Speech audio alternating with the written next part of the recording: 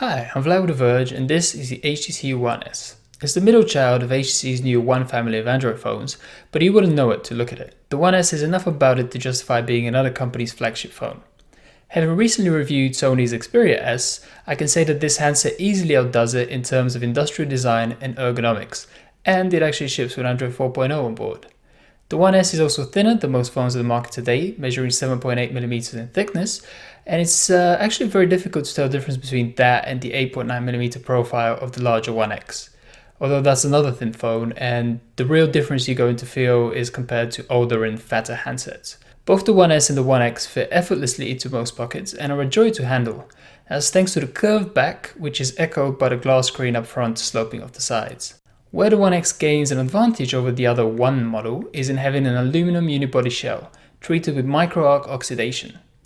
That's a process of dipping the metal into a plasma bath and blasting it with 10,000 volts of electricity, turning it into a ceramic. Between that and the Gorilla Glass display, the One S should withstand most physical threats posed by daily smartphone use. The new treatment also makes the One S surface feel unusual. It isn't rough as such, but has a lot of friction to it.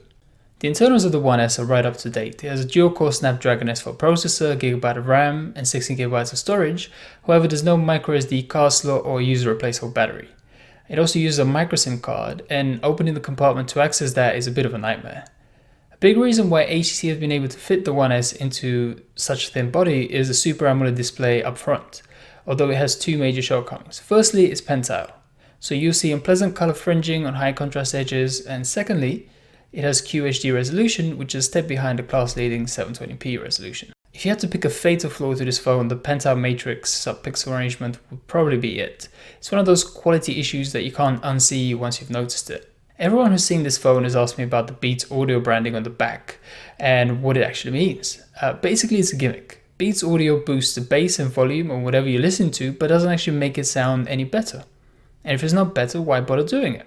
There's a question I also have to ask about Sense 4. HTC has cleaned up the new version of its Android skin dramatically, but I can find no addition to the interface that actually adds anything to Ice Cream Sandwich.